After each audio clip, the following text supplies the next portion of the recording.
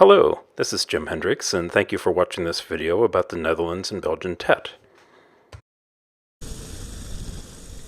This trip took place in mid-July 2019.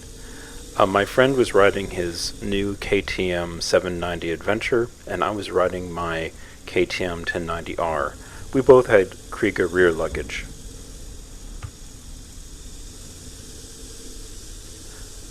Our flight plan for 5 days was to take the Harwich ferry to the Hook of Holland and then spend 2 nights on the bank of the Rhine River in Germany so that we could do 2 days of riding in the Netherlands before riding on west to Belgium.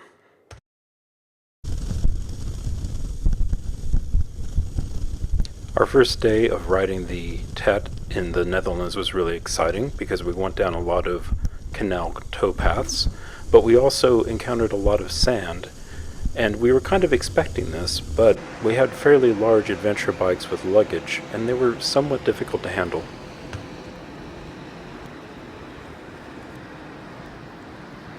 Having 2 nights on the bank of the Rhine was great. We found a good restaurant that we went to each night, and I have to admit, I think we both had the Wiener Schnitzel more than once because it was so good.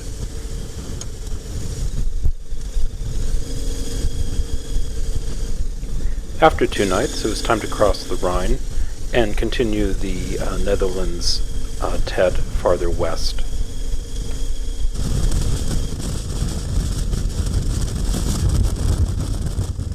Immediately after crossing the river, we both did a terrible job of reading German road construction signs and blissfully headed out into a construction zone with a lot of wet metal plates and deep sand. We were politely asked to leave by a somewhat frustrated German road engineer.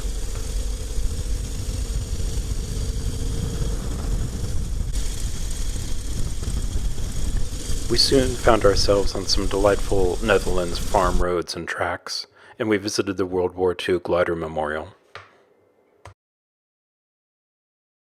This is a common stop on the Netherlands TET, so we decided we had to pull over and take some pictures.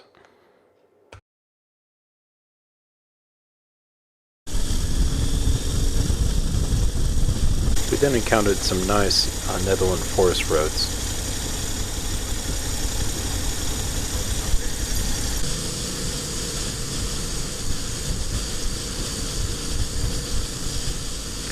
These were relatively fast, and our bikes were perfectly suited for them.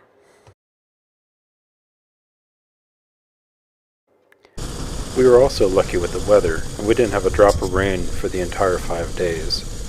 In some ways, some of the deep, soft, loose sand might have been easier to ride on if it had had a little rain recently to firm it up.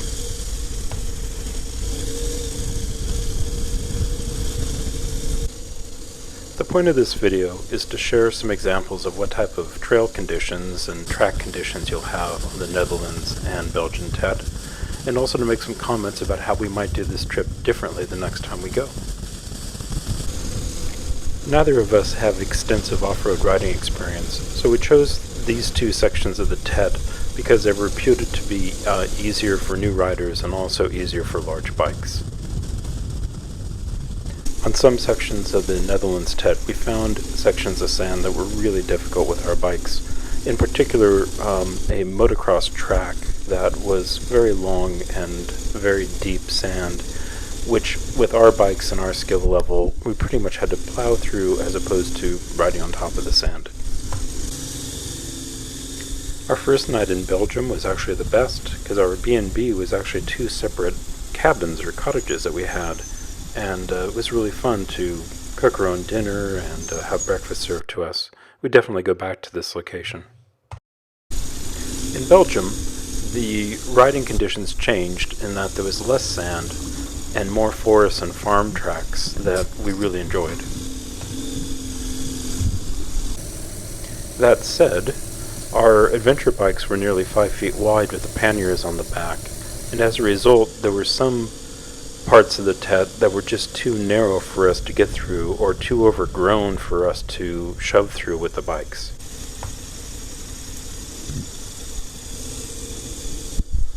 Other parts, however, had some single track that was just perfect, and we really enjoyed it. This section was much more steeper downhill than it appears, and at the bottom was a nice little 2-foot drop to drop off with our bikes.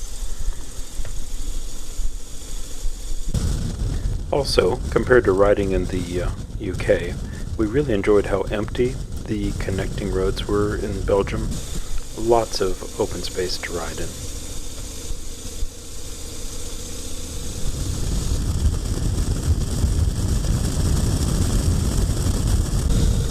Here's a good example of not remembering how wide your bike is with your soft panniers. That was a pretty hard impact that shoved the rear wheel about 4 inches sideways. If I had metal panniers on, I think I would have fallen.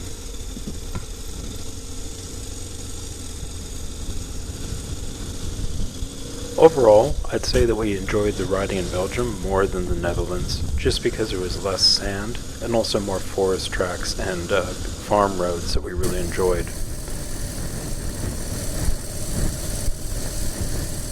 We've already made our plans to return in July 2020, but this year the trip's going to be completely different. We both own smaller bikes now, Honda 250 rallies, and we're going to take them instead of the larger adventure bikes. Secondly, we no longer see the TET routes as really a east-to-west route. If you take a look at the sections, they zigzag up and down to catch every possible green lane, as opposed to really making a journey from east to west.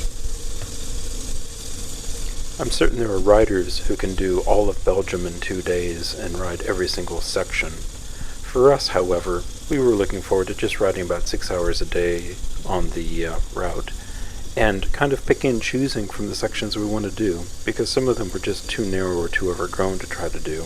Other ones would drop about 1/4 mile down a ravine and then just turn around and come back up again. And with our big bikes, we thought, well, we didn't think it was really worth it. So for our riding style, we look forward to coming back just to Belgium next year. And we've rented a house, an Airbnb, in the center of Belgium, just a few miles from the TET. We'll be there for 4 nights, and for each of the days we'll go out into a different section of the TET, and then return to the same house every night to relax, cook, clean up, and get ready for the next day. This should give us the advantage of riding most days on smaller, lighter bikes with no luggage at all. It will also allow us to have longer, shorter days because we'll be returning to the same spot every night. We want to thank the linesman for creating such a great route and sharing so many wonderful lanes. Over 5 days of riding in perfect weather in July, we only met 2 other motorcyclists enjoying the route. So ends this video as we entered France. From there we headed back to the Eurotunnel to get back to the UK. Thank you for watching.